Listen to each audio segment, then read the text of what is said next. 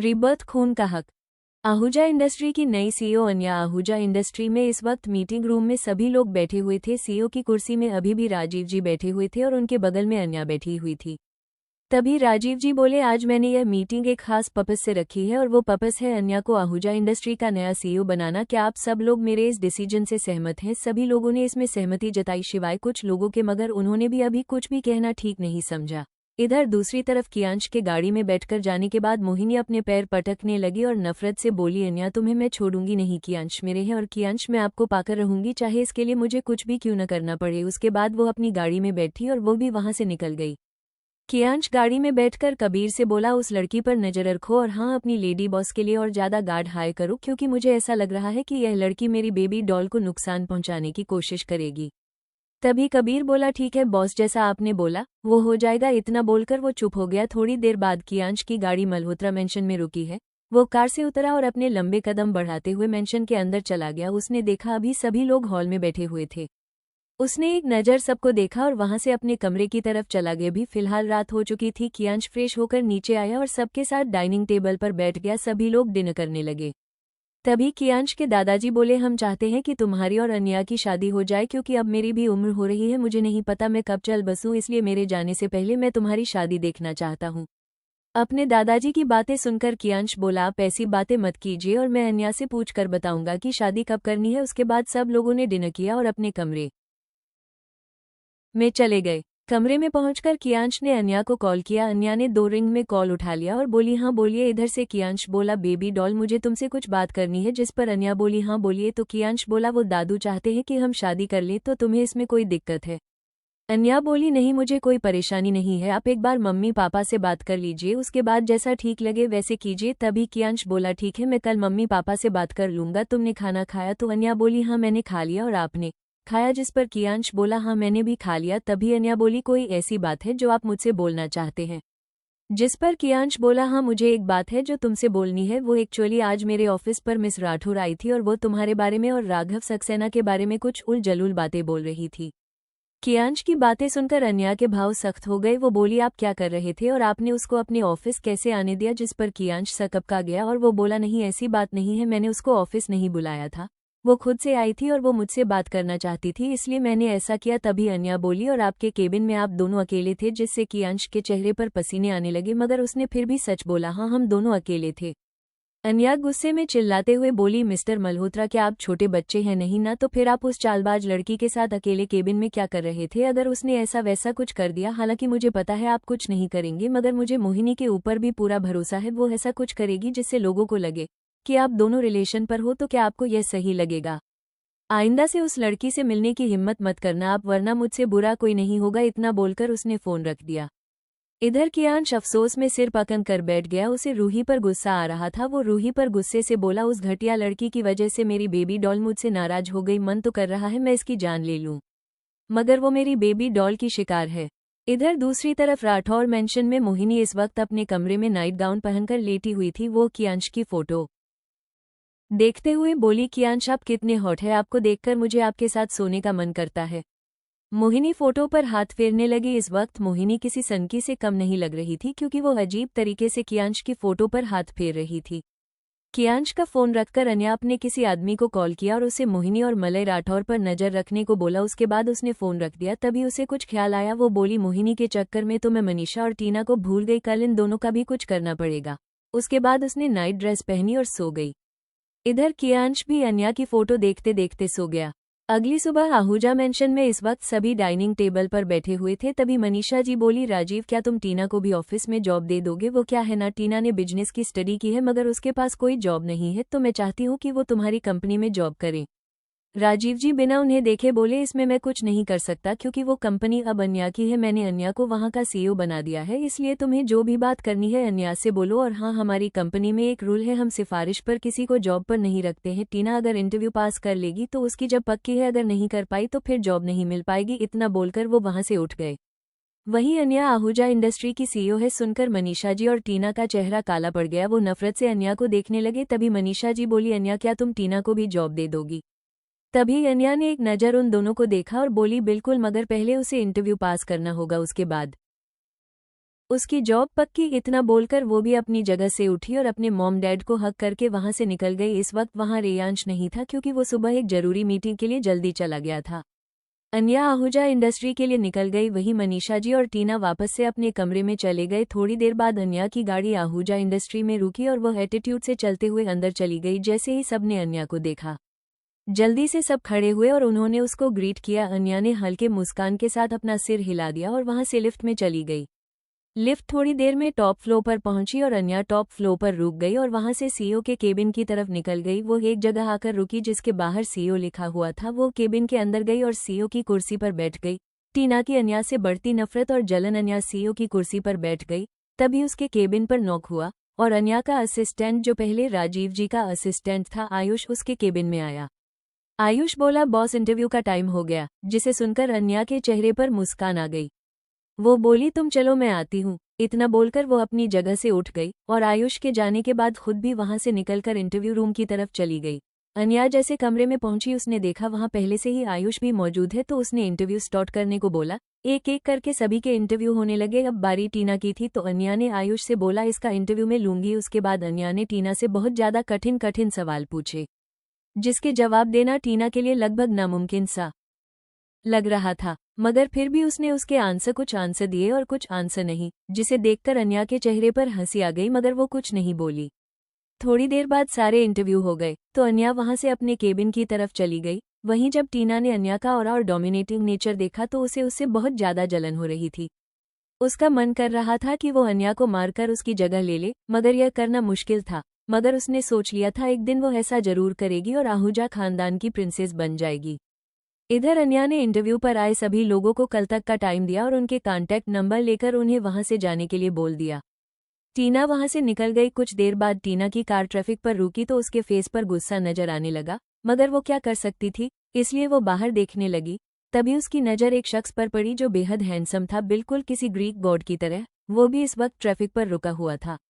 जैसे ही traffic clear हुआ वो वहां से निकल गया, मगर टीना को उसके साथ फर्स्ट साइट लव हो गया था, इसलिए अब वो उसके बारे में जानना चाहती थी। उसने उसकी पिक क्लिक कर ली थी।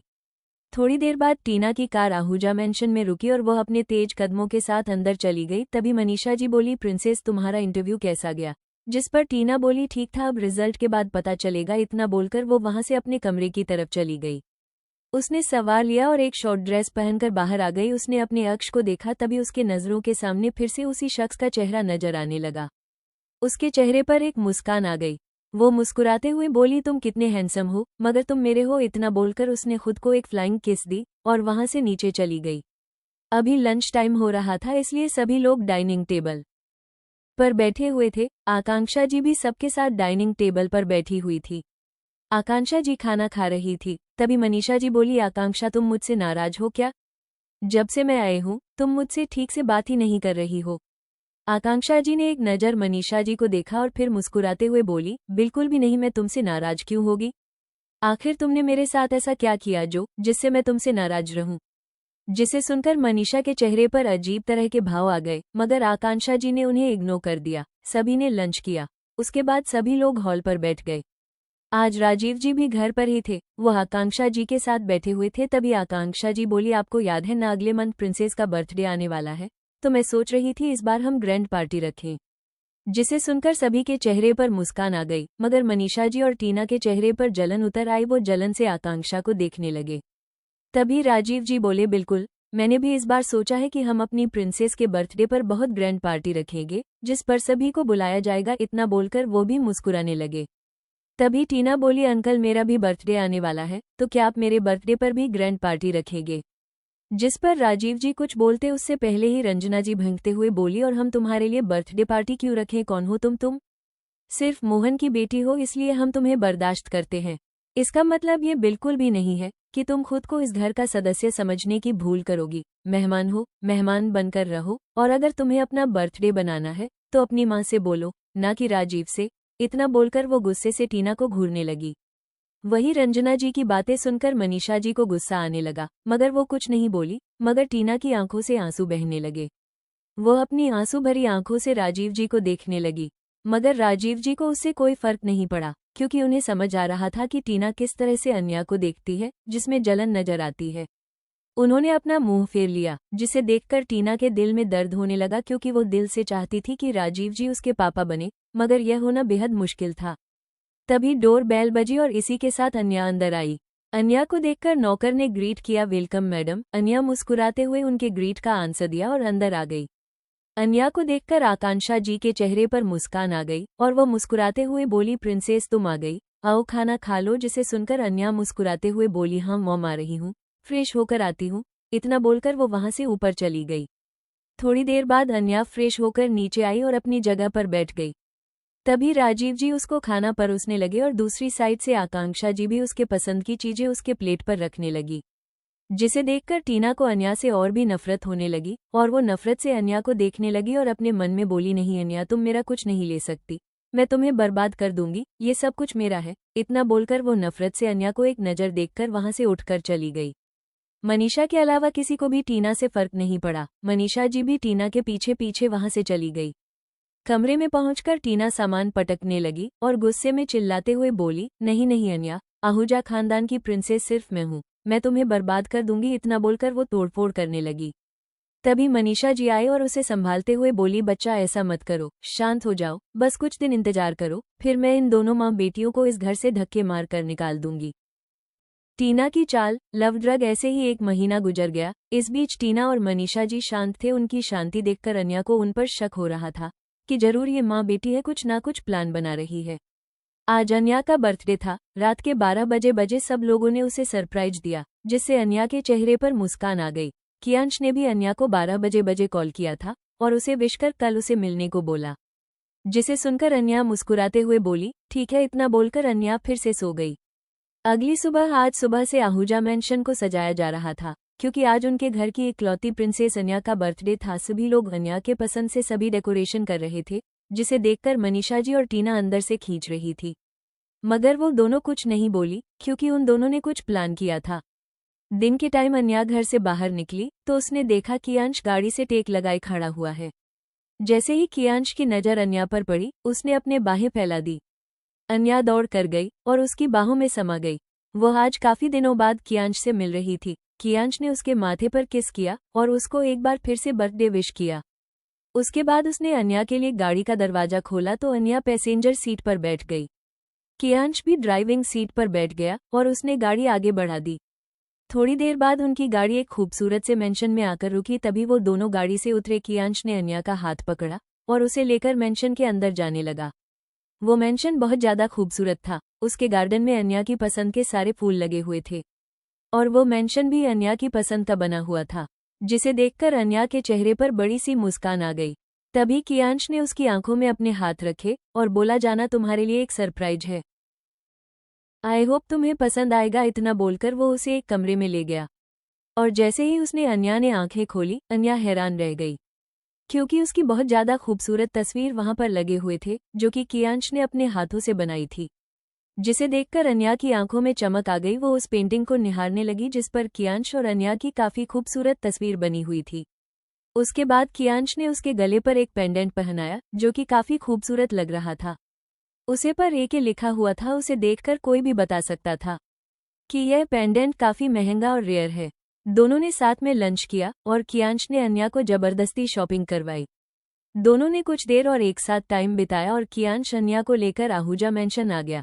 कियांश अन्या को आहूजा मेंशन न छोड़ और खुद मल्होत्रा मेंशन के लिए चला गया, क्योंकि उसको रात को अन्या की बर्थडे पार्टी में जो आना था। अन्या अंदर आई तो उसने देखा अभी घर पूरी तरह से सजाया जा चुका है। वो बहुत ज्यादा खूबसूरत लग रहा था। ऐसे ही शाम हो गई। अब मेहमानों का आना भी शुरू हो चुका था। इधर टीना ने काफी खूबसूरत सा ड्रेस पहना था जिस पर उसकी क्लीवेज दिख रही थी, मगर वो काफी हॉट एंड सेक्सी लग रही थी। तभी उनको सींगियों से हिल की आवाज आई। सबने पलट कर देखा तो सबका मुंह खुला का खुला रह गया। अन्या ने बेहद खूबसूरत से ड्रेस पहनी थी जिसके एक तरफ से कट लगा हुआ था, जिसमें उसकी गोरी टांगें बहुत ज्यादा खूबसूरत लग रही थी। उसका ड्रेस भी हाफ शोल्डर था, जिस वजह से उसके गोरे शोल्डर दिख रहे थे। वो बेहद हसीन और खूबसूरत लग रही थी। आकांक्षा जी ने उसके कान के पीछे काजल लगाया और रंजना जी ने उसकी नजर उतारी। टीना जलन और नफरत से अन्य को देख रही थी। तभी सभी लोग पार्टी हॉल की तरफ चले गए। वहां रेयांश और अन्या ही रह गए थे। आकांक्षा जी और राजीव जी सभी का वेलकम कर रहे थे। तभी राजीव जी स्टेज पर गए और बोले आप सभी का बहुत बहुत शुक्रिया कि आप हमारी प्रिंसेस के बर्थडे पर आए। हमें बहुत खुशी हुई, तो अब हम बर्थडे गर्ल को बुलाते हैं। इतना बोलकर एक स्पॉटलाइट सींगियों पर पड़ी। इसी के अन्या और रेयांश नीचे की तरफ आने लगे। वो दोनों बहुत ज्यादा खूबसूरत लग रहे थे। अन्या ने रेयांश का हाथ पकड़ा हुआ था। वो दोनों नीचे आए और स्टेज की तरफ जाने लगे। अन्या स्टेज पर आई तो सब उसकी खूबसूरती देखकर हैरान रह गए। कियांश ने अपने दिल पर हाथ रख लिया। अभी तक किसी ने भी किया उसको नहीं देखा था। तभी केक काटने की बारी आई तो अन्या ने केक काटा और अपनी मम्मी पापा और पूरी फैमिली को खिलाया, साथ में कियांश और उसकी फैमिली को भी। अन्या के कुछ फ्रेंड भी पार्टी में मौजूद थे और अनिका के पेरेंट्स भी पार्टी पर आए हुए थे। तभी कृषिका जल्दी से अन्या के पास आई और उसे बर्थडे विश करने लगी। उसने उसको बहुत खूबसूरत सा गिफ्ट दिया जिसके अंदर एक पेंडेंट था जिस पर बहुत खूबसूरत डायमंड लगा हुआ था। सभी ने अन्या को बहुत ज्यादा एक्सपेंसिव और खूबसूरत गिफ्ट दिए जिसे देखकर टीना को जलन होने लगी।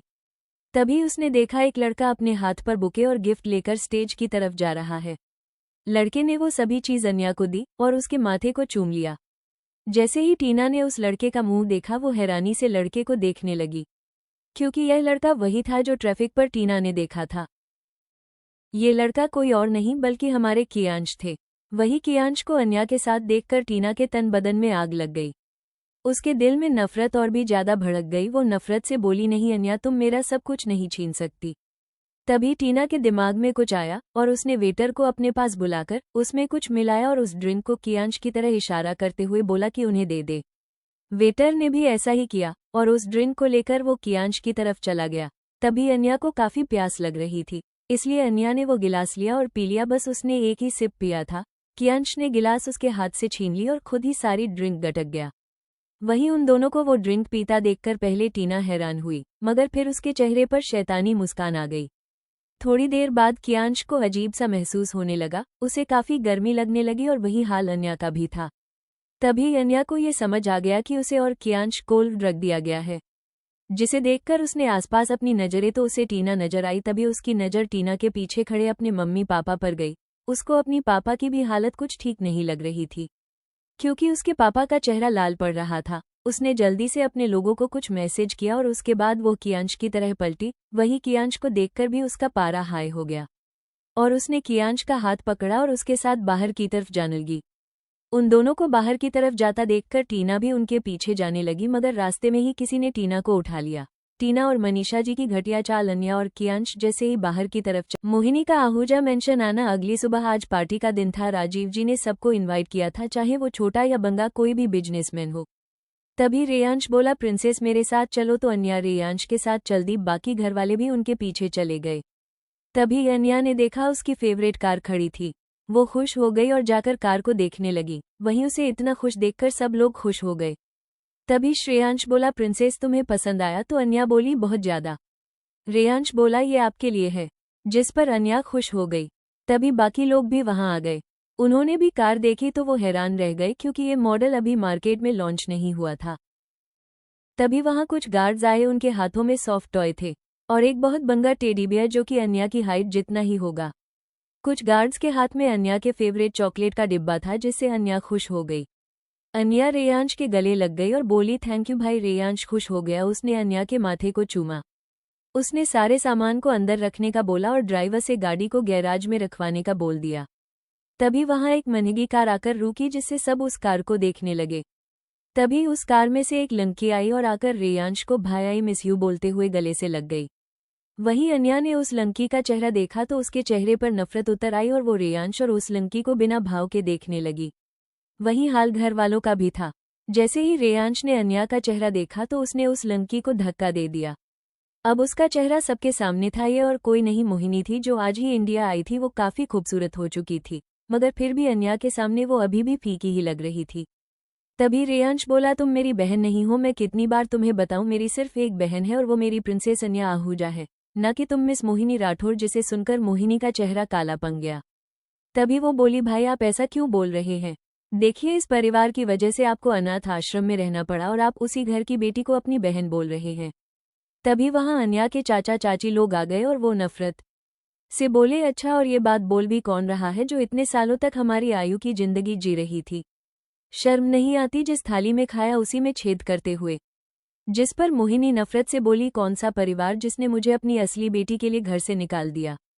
तभी अनिका बोली, तो क्या गलत किया, तुम जैसी नागिन को घर से ही निकालना चाहिए जो खुद को अन्या से ज्यादा इस घर की हिस्सेदार समझने लगी थी।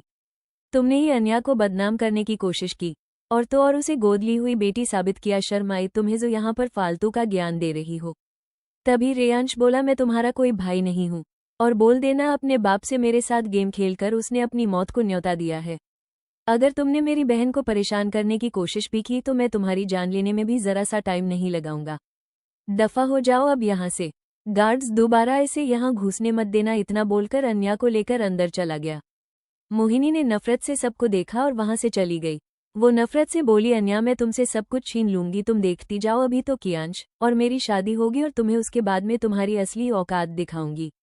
वहीं सब अंदर चले गए। तभी चाचा चाची का परिवार रेयांश से मिला और सब खुश थे कि उनका घर का बच्चा वापस आ गया है। घर में सजावट हो रही थी। पार्टी शाम को थी। सभी लोगों ने नाश्ता कर लिया था। अन्या और अनिका के कमरे में चले गए। सौरभ रेयांश के साथ बिजनेस की बातें करने लगे। राजीव जी ने मलय जी के बारे में सबको बताया, उसी की वजह से रेयांश के बारे में उन्हें कुछ पता नहीं चल पाया। इनका इंट्रोडक्शन एक बार और कर देती हूँ, आप भूल गए होंगे। मिस्टर उमेश आहूजा राजीव जी के चाचा, मिसेज करुणा आहूजा राजीव जी की चाची, मिस्टर राघव आहूजा अन्या के चाचा, मिसेज कुसुम आहूजा अन्या की चाची। इन दोनों के 2 बच्चे हैं, सौरभ आहूजा बेटा और अनिका आहूजा बेटी। उमेश जी संजीव जी से बोले, भाई मुझे कभी भी उस मलय पर शक नहीं हुआ कि वो इतना शातिर होगा। तभी राजीव जी बोले, चाचा जी मुझे नहीं लगता इस काम में वो अकेला होगा। जरूर कोई उससे भी ज्यादा पावरफुल इंसान इन सब के पीछे है, जो हमारी फैमिली के बारे में अच्छे से जानता हो। सबको राजीव जी की बातें सही लगी। वो बोले, हाँ बेटा पता करवाओ, वरना क्या पता वो इंसान आगे क्या क्या करे। राजीव जी ने भी सहमति जताई। आकांक्षा जी और कुसुम जी किचन में लंच बनाने चली गई। वहीं करुणा जी और रंजना जी आपस में बातें करने लगे। इधर अन्या के रूम में अन्या अनिका को मोहिनी के बारे में बता रही थी। तभी अनिका बोली, आयु मैंने सुना है वो काफी फेमस हो चुकी है, शायद वो पावरफुल भी हो चुकी है, हमें जल्दी कुछ करना होगा। तभी अन्या शातिर मुस्कान मुस्कुराते हुए बोली, इस बार कुछ नहीं होगा अनु, डोंट वरी, वो हमारी फैमिली और हमारा कुछ नहीं बिगाड़ पाएगी। उसको और उसके बाप को इस बार मैं हमेशा के लिए खत्म कर दूंगी और इन सब के पीछे जो मास्टरमाइंड है वो भी जल्दी सामने होगा। अनिका बोली, मतलब? तो अन्या बोली, मतलब ये मोहिनी और मलय राठौर बस मोहरा है, असली मास्टरमाइंड अभी भी छुपा हुआ है। मुझे बहुत अच्छे से पता है वो अपने बिल से कैसे बाहर आएगा। उसको और उसके दोनों मोहरों को मैं उनके अंजाम तक पहुंचाऊंगी। मलय की नई साजिश ऐसे ही शाम हो गई। आज आहूजा मेंशन बहुत खूबसूरती से सजाया गया था। मेहमानों का आना हो गया था। राजीव जी और आकांक्षा जी सभी मेहमानों का स्वागत कर रहे थे। अनिका और अन्या भी तैयार होकर रूम में बैठे हुए थे। वहां मल्होत्रा फैमिली भी मौजूद थी। कृषिका भी अन्या के कमरे में चली गई।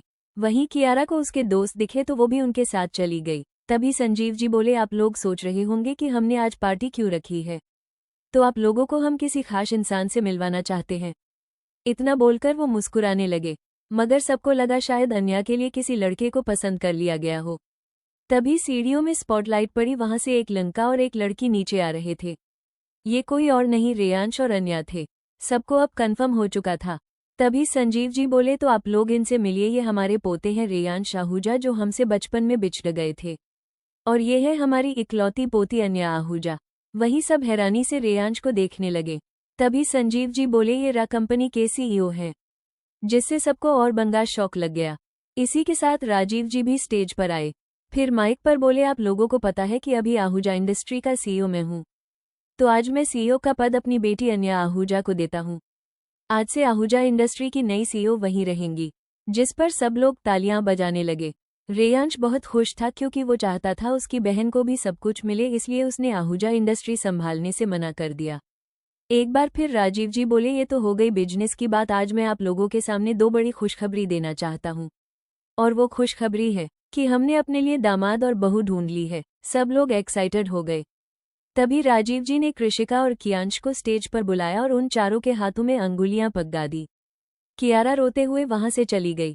उसे कृषिका से आज और भी ज्यादा नफरत हो चुकी थी। वहीं एक शख्स जो काले कपड़ों में लिपटा हुआ था, वो गुस्से और नफरत से अन्या को देख रही थी। वो अपने मन में बोली, चाहे तुम कुछ भी कर लो, मगर कियांश जी की शादी मुझसे होगी, मैं हर कीमत पर उन्हें अपना बना कर रहूंगी। वहीं कियांश ने अन्या को और रेयांश ने कृषिका को अंगूठी पहनाई। अन्या और कृषिका ने भी उन दोनों को अंगूठियां पहना दी।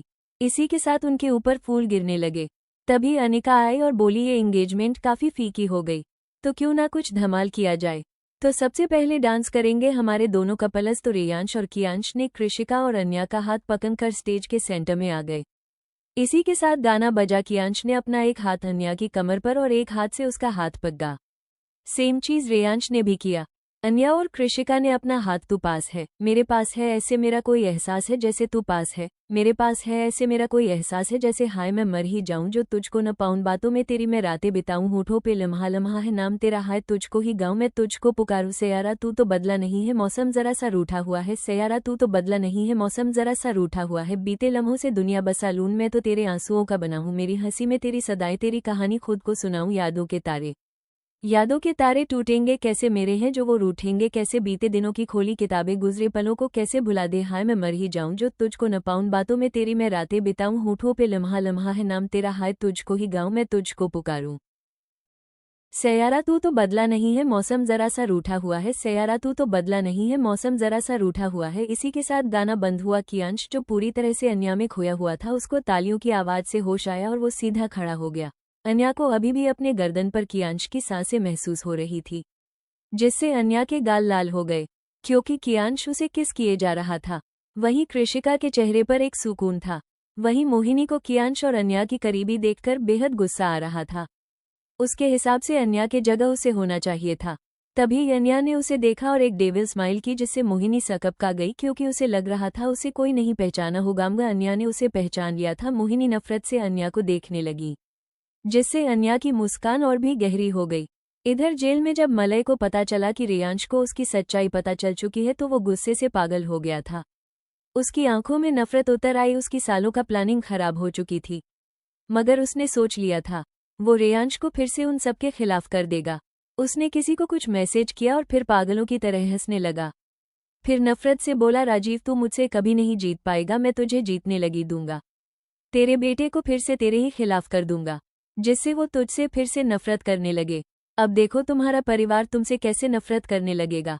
मैं तुम्हें पूरी तरह से अकेला कर दूंगा, फिर तुम्हारी जान लेकर तेरे पूरे परिवार की भी जान ले लूंगा, जिससे वो सारी प्रॉपर्टी मेरी बेटी के नाम हो जाए। यह वीडियो तब की थी जब मनीषा और टीना मिलकर अन्या के खिलाफ और आहूजा फैमिली के खिलाफ साजिश रच रहे थे। ऐसे ही एक दो वीडियो और चली जिसमें मनीषा मलय के साथ मिलकर आहूजा फैमिली बर्बाद करने की बातें कह रही थी, जिसे देखकर सब लोग नफरत से मनीष जी को देखने लगे।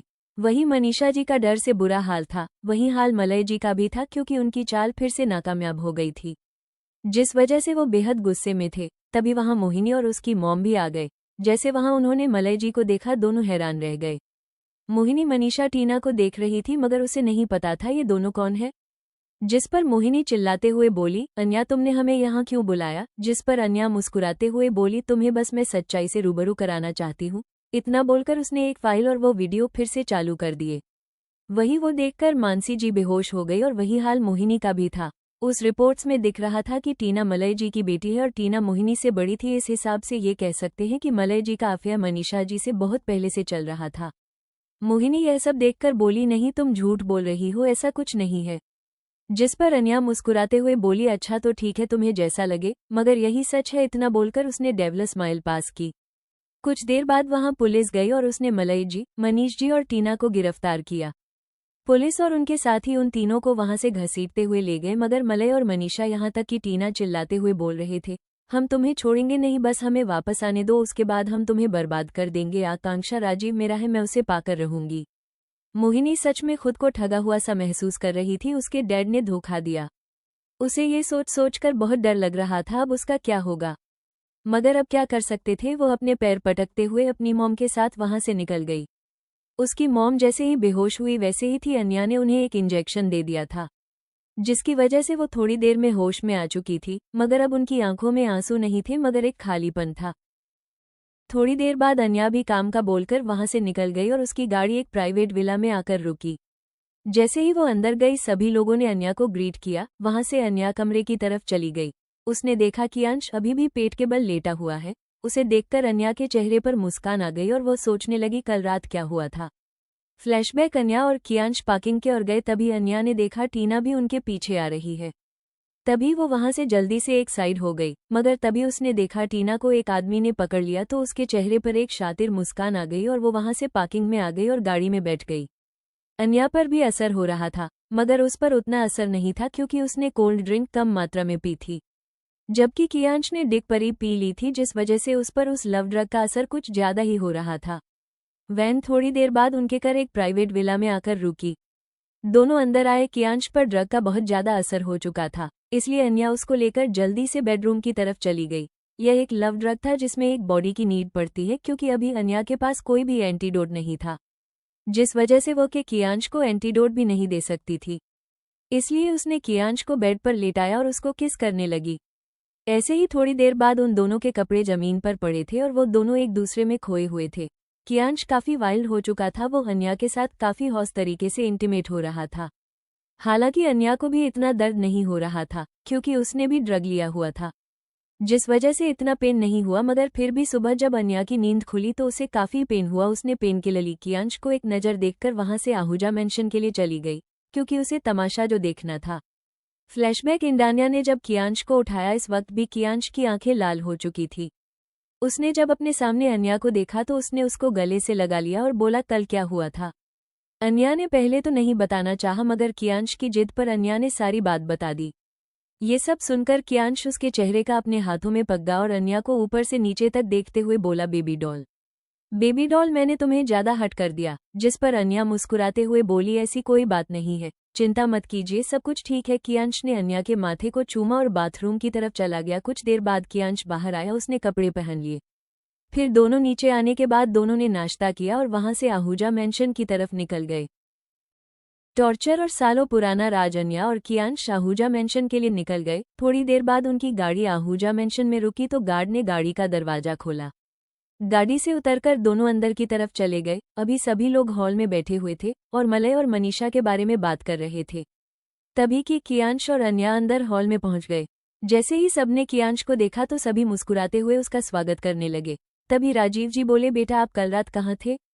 जिस पर कियांश कुछ बोल नहीं पाया और वो अन्या को देखने लगा, जिस पर अन्या को उस पर हंसी तो आ रहा थी, मगर वो मुस्कुराते हुए बोली, कल मैं और कियांश साथ में थे, क्योंकि मुझे जरूरी काम था, जिस वजह से मैं कियांश के साथ उसी जगह रह गई थी। जिस पर सभी लोगों ने अपना सिर हिला दिया। कियांश मुस्कुराते हुए वहां पर बैठा और उसने अपने से बड़ों का सबका आशीर्वाद दिया और सौरभ और रियान्ना से हाथ मिला दिया। तभी कियांश सभी से बातें करने लगा। कुछ देर बाद वो बोला, दादू, अंकल, दादाजी ऐसा चाहते कि अन्या और मेरी जल्दी से जल्दी शादी हो जाए। जिस पर सभी लोग पहले तो हैरान हुए थे, मुस्कुराते हुए बोले, हाँ हमें पता है, तुम्हारे दादू का फोन आया था। तभी कियांश बोला, तो क्या आपको कोई ऐतराज नहीं है। जिस पर सभी लोग बोले, हमें क्यों ऐतराज होने लगा, हम भी चाहते कि आपकी और अन्या की जल्दी से जल्दी हो जाए। जिस पर कियांश के चेहरे पर मुस्कान आ गई, अन्या के चेहरे पर भी मुस्कान आ गई। इधर दूसरी तरफ राठौर मेंशन में इस वक्त मोहिनी और मानसी जी बैठे हुए थे। मानसी जी का रो रो कर बुरा हाल हुआ था। वही अपनी मां का ऐसे हालात देखकर मोहिनी को मलय जी पर बेहद गुस्सा आ रहा था। वो अपनी मां को चुप कराते हुए बोली, मां अब शांत हो जाइए, आप उस आदमी के लिए क्यों रो रही हैं, वो किसी का सगा नहीं हो सकता, आप रोइए मत, नहीं तो आपकी तबीयत खराब हो जाएगी। मानसी जी मोहिनी को अपने गले लगाते हुए बोली, बच्चा तुम उस रास्ते पर मत जाओ प्लीज, मुझे बहुत डर लग रहा है, उस आदमी ने मेरी जिंदगी बर्बाद कर दी, उस आदमी ने तुम्हारी भी जिंदगी बर्बाद कर दी, आखिर क्यों किया उसने, ऐसा क्या कमी थी मेरे प्यार में। मोहिनी ने अपनी मां को शांत करवाया और उन्हें लेकर उनके कमरे में चली गई। उसके बाद वो अपने कमरे में आ गई और सोचने लगी कि क्या उसने कुछ गलत किया, मगर तभी उसे कियांश का ख्याल आ गया और अचानक उसको गुस्सा आने लगा। वो गुस्से में बोली, हाँ मैंने माना मैंने गलत किया, मगर कियांश मेरे हैं, मैं उन्हें नहीं जाने दे सकती, मैं उनसे बहुत प्यार करती हूँ। अन्या तुम मेरे रास्ते पर मत आओ वरना मैं तुम्हें जान से मार दूंगी। मोहिनी अभी भी यह नहीं समझ पा रही थी कि वो जो कर रही है वो गलत है। उसके सर पर अभी भी कियांश के प्यार का भूत चढ़ा हुआ था। इधर दूसरी तरफ जेल में उन तीनों को बेहद दर्दनाक तरीके से टॉर्चर किया जा रहा था और यह टॉर्चर करने के लिए अन्या ने पर्सनल डीसीपी को कॉल करके बोला था कि उन सबको टॉर्चर किया जाए। अन्या की पकड़ अंडरवर्ल्ड से लेकर बिजनेस वर्ल्ड में थी। वो काफी फेमस डिजाइनर एनी थी। उसके द्वारा डिजाइन किए गए कपड़े कई सेलिब्रिटी, मॉडल, यहाँ तक कि बड़ी लड़की बेटियां पसंद करती थी। अगर इस बारे में भी किसी को पता नहीं था कि डिजाइनर अन्या है। कियांश थोड़ी देर बाद वहां से निकल गया। उसे इस वक्त घर के लिए जाना था। जब वो घर पहुंचा तो सब लोग उसे देखने लगे। क्योंकि उसकी आंखें अभी भी लाल थी। सभी लोग चिंता में आ गए, मगर उसने सभी को शांत करवाते हुए बोला, चिंता की कोई बात नहीं है, मैं ठीक हूँ। इतना बोलकर वो अपने कमरे में चला गया। उसने बिजनेस कोट पहना और वहां से नीचे आकर सभी को एक नज़र देखकर बोला, मैं ऑफिस जा रहा हूँ, मेरी एक जरूरी मीटिंग है। इतना बोलकर वो मेंशन से बाहर निकल गया। इधर अन्या भी कुछ काम का बोलकर वहां से बाहर चली गई। किसी ने कुछ नहीं पूछा, क्योंकि अन्या कभी भी बेवजह कहीं नहीं जाती थी। अन्या की गाड़ी पुलिस स्टेशन पर रुकी और वो अपनी तेज कदमों से अंदर चली गई। जैसे ही उसकी नज़र मार खाते हैं उन तीनों पर पड़ी, उसके चेहरे पर शातिर मुस्कान आ गई। वो मुस्कुराते हुए वो सब देखने लगी। जैसे ही उन तीनों ने अन्या को देखा, उन तीनों के चेहरे पर नफरत उतर आई। टीना गुस्से में चिल्लाते हुए बोली, तुम्हें मैं छोड़ूंगी नहीं, यू बिच, तुम्हारी वजह से मैं यहाँ हूँ, एक बार मुझे बाहर आने दो, मैं तुम्हें जिंदा नहीं छोड़ूंगी। अन्या जो उसकी बकवास बातें सुन रही थी, उसका चेहरा अचानक काला पड़ गया और वो जेल के अंदर जाकर उसने टीना के बाल पकड़े और उसको 2-3 थप्पड़ जड़ दिए। अन्या गुस्से में चिल्लाते हुए बोली, तू नाजायज घटिया लड़की, तेरी इतनी हिम्मत कि तू मुझको बिच बोले। हाँ, बिच तो तुम हो, और तुम्हारी यह घटिया रखेलमा जो सभी के बिस्तरों को गर्म करने का काम करती है। वहीं अपने लिए ऐसी बातें सुनकर मनीषा जी चिल्लाते हुए बोली, तुम्हें तो मैं छोड़ूंगी नहीं, तुम्हारी हिम्मत भी कैसे हुई मेरे बारे में ऐसी घटिया बातें करने की। जिस पर अन्या अचानक से जोर जोर से हंसते हुए बोली, तुम्हें बुरा लगा, मगर जो सच है उसमें क्या बुरा लगा, क्या ये सच नहीं है?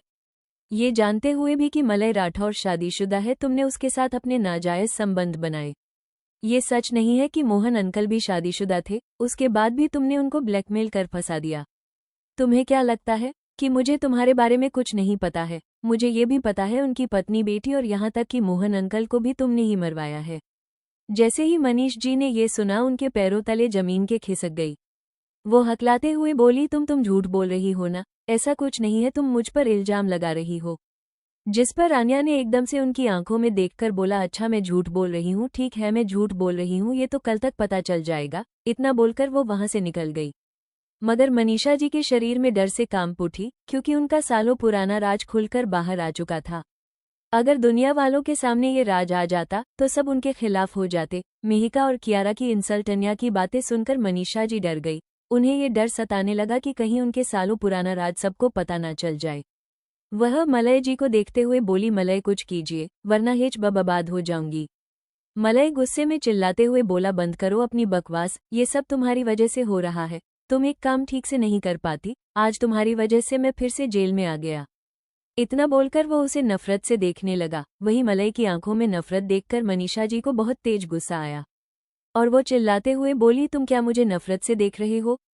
नफरत तो मुझे तुमसे करनी चाहिए, तुम बहुत घटिया हो और कितने सेल्फिश हो तुम्हें अभी भी प्रॉपर्टी की पड़ी है और यहाँ हम लोग जेल में संग रहे हैं। वही अन्या गाड़ी में बैठी और उसने किसी को फोन किया और उसे कुछ वीडियो और फोटो सेंड की। इधर दूसरी तरफ मल्होत्रा मेंशन में इस वक्त सभी लोग हॉल में बैठे हुए थे। सभी लोग अन्या और कियांश की शादी के बारे में बात करने लगे। तभी कियारा अंदर आई, उसके साथ मिहिका भी अंदर आई और वो दोनों सबके साथ बैठ गए।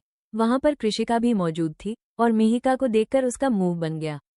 वो मुंह बनाते हुए मिहिका को देखने लगी। सभी लोग मिहिका से बोले, मिहिका बेटा तुम तो काफी दिनों बाद आई हो, कैसी हो? जिस पर मिहिका मुस्कुराते हुए बोली, मैं ठीक हूँ आंटी, आप कैसी हैं?